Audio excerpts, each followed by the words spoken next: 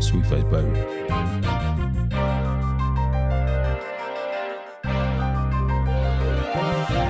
Yeah, this thing called life doesn't come with a manual.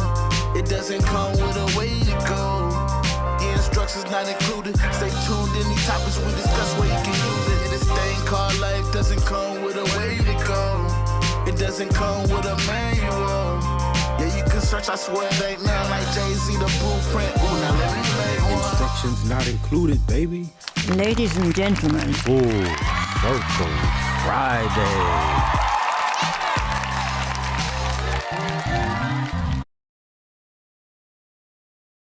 Yeah, what's up? Hey. Oh, Hold on, y'all. headphones just over there in your own world. It's Wait a okay. minute. I thought you had them on you, love. They took them off too. There you go. Make sure that on the actual. Okay. Yeah, we're not muted on there. I can hear you. Um, Sorry about that, y'all. That's we here. No, that shouldn't be it. Put your headphones on. Up. What's going on? Bring your headphones up. You can hear us. That's what's up. Okay. Hey, y'all. Welcome back to Instructions Not Included. I am Aisha, and I'm here with my husband, Claude Bates. Okay. Today, we're tackling a topic That's that every parent has faced at some point: toddler tantrums. Yeah, so what's up, everybody? Tantrums are one of those parenting challenges that can leave you feeling frustrated, overwhelmed, and sometimes embarrassed, especially when they happen in public. But the truth is, tantrums are normal.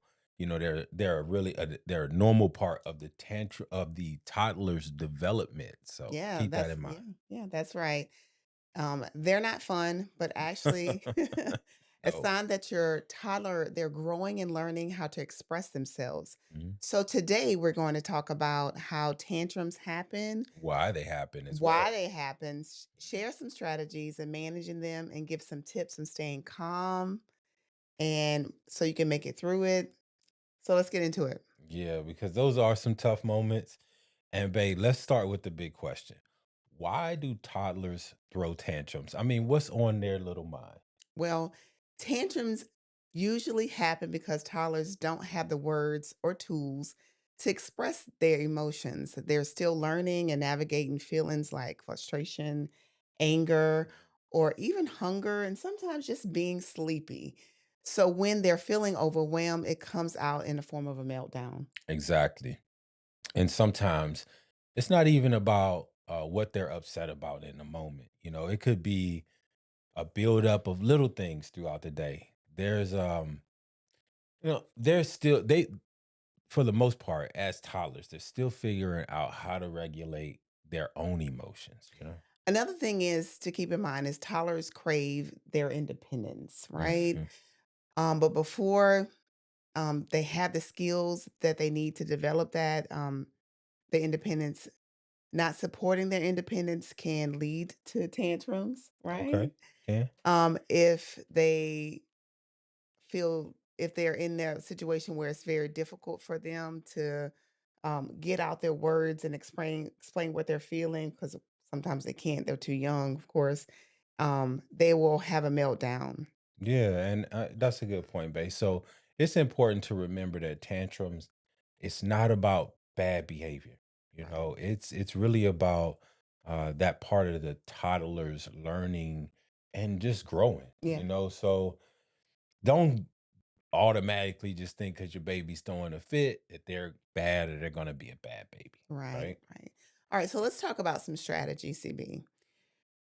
What are some of the things that have worked for us when our girls were having toddler tantrums? I think going through that toddler phase. Okay, I'm gonna be honest though. And I'm gonna tell y'all straight up, as a young parent, I didn't know what I was doing. For sure. When they threw a tantrum, I'd meet them right where they were. You want to act up, I'm gonna act up with you. And like my dad would say, if you want to cry, I'll give you something to cry about. Now, needless to say, that might have been the wrong way of doing things, and it wasn't until I got older where I understood that part. But Mhm. I must admit, in some ways, it did work. I mean, it was effective. Maybe it was the sternness of my voice. Um, Maybe it was just the presence of dad being dad. But keep in mind, we're talking early 2000s. So a lot has changed, Yeah. right? Um, it's not something that I recommend doing, y'all. Not at all. Because later on, I found out that I was really just scaring my girls. And as y'all know, we have all girls. So I was, dealing with it in a way of my parents raising boys. It was just me and my siblings, but mostly it was the boys that how they address things. And not saying just because you have boys that you should be stern with them, Mhm. but in those days it was just things were a bit different, right? But I just feel like you shouldn't want to put fear or make your kids fear you. I think respect as a parent should come from love, I agree. guidance, I especially agree. towards toddlers, because um, I mean, I just think it's their humanly instinct and in the environment of which I was raised. But I feel like as far as those toddlers, they're trying to just really figure it out, you know. So uh, I wouldn't, like I said before, go at the toddlers as if they understand, because they don't, just as well as we don't understand them, right? But how I was raised made me want to show my kids that I was the boss. And I Mhm. think that was the part that, I felt I may have handled things the wrong way. Now I can't admit it was sometimes where when my babies would cry that I would pick them up, right? I carry them into the bathroom I or in remember front of that. the mirror. And I just make them stare in the mirror, while I'm holding them. And I'm just like, I would ask them like, "What are you crying about?" And I would talk to them. And say, "You're too pretty to be crying." Yeah. I was like, "What are you crying about? Why?" And I knew that they couldn't talk, of course, especially as toddlers. But they could But understand. yeah, they Mhm. understood what I was saying. They were able to express what they wanted. So I would ask. And I think that was the communication part of me and our girls of Mhm. just that's how I handled it. I wanted to give them a chance, that opportunity so they can see themselves. Um I think overall the best part of it was when I was able to do that, I was actually able to stay calm. Right. Keep that energy calm versus in the beginning where I would meet them where they were. Um I'm not a toddler, so I shouldn't meet them where they are, right? We're the Right. parents, right? So I think for me it just took that decision to handle things in a different manner. And it wasn't always the same. Right. But when I did handle it in the way of me just taking them to the mirror, having them look in the mirror, we look in the mirror and I ask some questions. The calmness. Yeah, we were Yeah. able to kind of Remain calm. stay calm. I would say set the tone for your toddler. If you react with anger or frustration, it could just escalate the situation. So that energy could just make things worse. So, Right. and Absolutely. long story. Another strategy is you can get on their level, and acknowledge their feelings, saying something like, "I see you're upset because you want your toy." Mhm. Helps them to feel heard, right?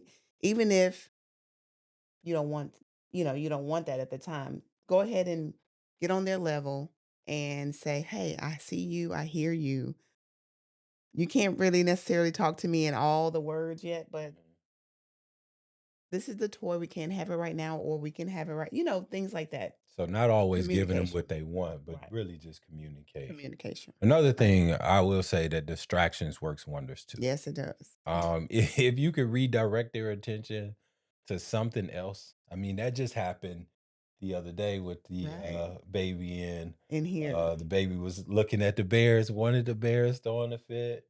Yeah. And I think when the mom was about to get stuck because she was Right. giving blood, baby's attention kind of switched. It got quiet, and then Yeah. So the attention was off of her. I was getting the mom was having a blood sneak, work. yeah, sneak peek test, and so when I like was cleaning her skin, she was still crying and She wanted it, wanted it, and then she realized, "Hey, Mom about to get stuck. something's going on with mama," right? Yeah. So it's distraction away from the situation that they were currently in to where she calmed down and she was supportive for her mom. A little kid, she was like, "Mom, like, you Yeah. got this," basically. So it was So, a beautiful experience. but that And as an distraction. and as an older parent, I can recognize those things, right? So we're telling you, so as a younger parent right now, you're able to recognize maybe a little distraction can help away from their meltdowns. Yeah, and it doesn't Mhm. have to be like anything super exciting, but just some things to redirect their attention. Mhm. Something else like a toy or a book, or just pointing something out interesting nearby. It can help snap them out of that meltdown, and then just kind of you know get them to cool down as you redirect their attention. Yeah, it sure can. And for those moments when a tantrum is unavoidable, sometimes it's best to just let them ride it out in a Yeah, safe space, yeah, right? Stay nearby, let them know that you're there, and give them time that they need to calm down. Sometimes they need to just frill out. yeah. Make sure they're safe and give them that time. Another big one for me was learning to pick my battles. Yeah, that's Um, important. yeah, not every situation needs to turn into a power struggle. Sometimes it's okay to let them have a little win. you know, Yeah, it's all and right. and look, if it's not a big deal in some grand scheme of things, of course, let them get their little win. Let them get their emotions out. Sometimes that's needed. Yeah, that's true. And don't forget about ways to prevent the tantrums from happening, like keeping routines consistent, Hmm, hmm. making sure they're well fed, well rested, and giving them the choice so they can make their own choice. And that can help reduce the tantrums and make Yeah. your life a lot better. No doubt, no doubt. So we're gonna talk some tips just for staying calm because I know for me that was in the beginning it was a struggle. And me So too, for sure. now let's talk about us parents, all right? Because staying calm in the middle of a tantrum isn't always easy. Bae, what helps you keep your cool when those things start to get chaotic? Well, so let's go back when we had the girls. I had to learn patience. I Mhm. was raised in a strict household. My parents did not play. Mine either. Right. Our first daughter um I did a lot of things wrong, including handling her tantrums, right? Didn't have the skills that we have now. Or the Um information. or the information. Yeah, I would scream and I didn't spare the rod at all. With learning patience, right? And the support of my husband. that's me. um, I was able to change. So now I'm able to start and by having the conversations with my girls and just kind of talking things through. Even now, the 13-year-old, I try to conversate with her first before it, elevates to something else. So yeah, just learning how to navigate, right? The perspectives shift really helped me. Just yeah. Well, I mean, that's a great point, babe. For me, stepping away for a moment, of course, when it's safe to do so can make a big difference. So I want to let y'all know sometimes you gotta get in your own space too. Give it a few seconds, collect yourself. This can help you respond instead of react. Correct. I know a lot of times I was just quick to react in the beginning. And just having this experience this is why we come to tell y'all this. I mean, we are experienced parents. We're not perfect. Right. This is Some not medical advice. This is no, no professional advice. exactly. This is just from two loving parents Correct.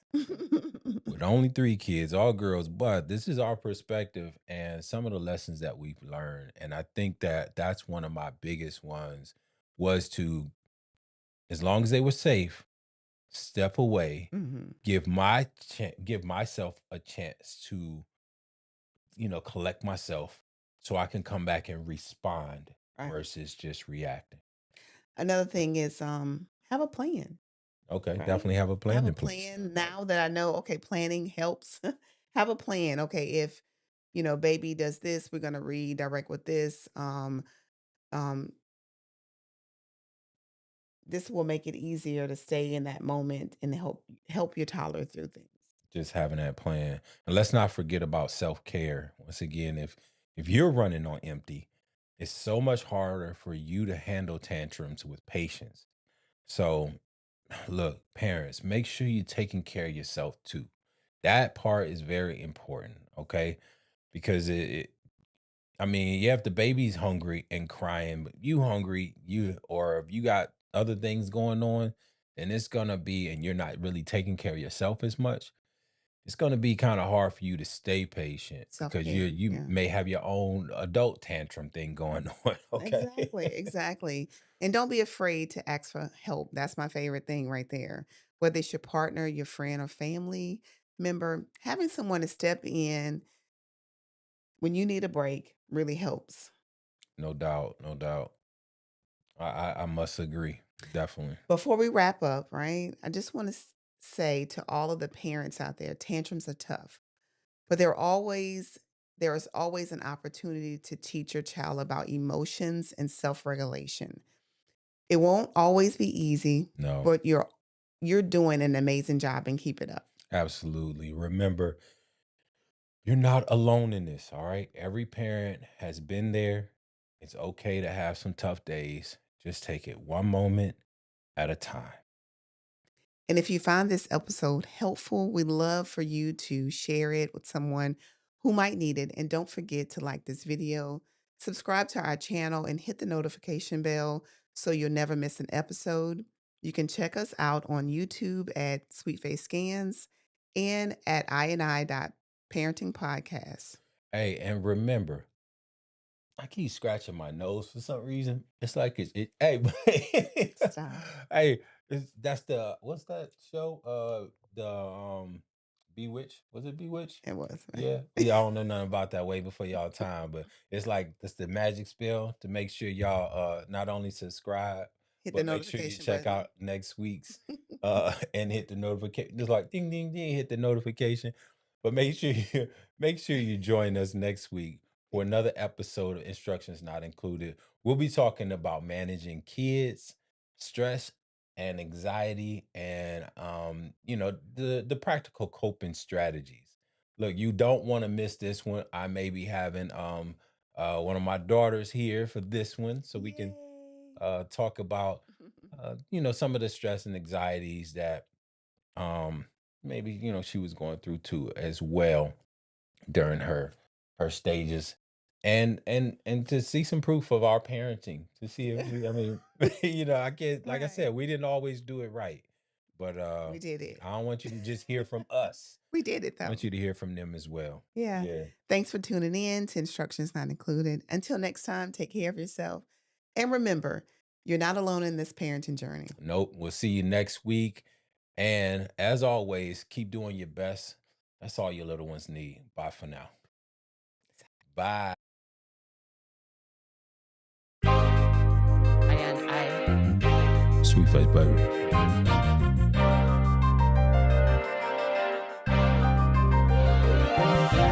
Yeah, this thing called life doesn't come with a manual. It doesn't come with a way to go. Yeah, instructions not included. Stay tuned, any topics we discuss where you can use it. Yeah, this thing called life doesn't come with a way to go. It doesn't come with a manual. Yeah, you can search, I swear it ain't nothing like Jay-Z, the blueprint. Ooh, now let me make one. Instructions not included, baby. Ladies and gentlemen, Ooh, Virtual Friday.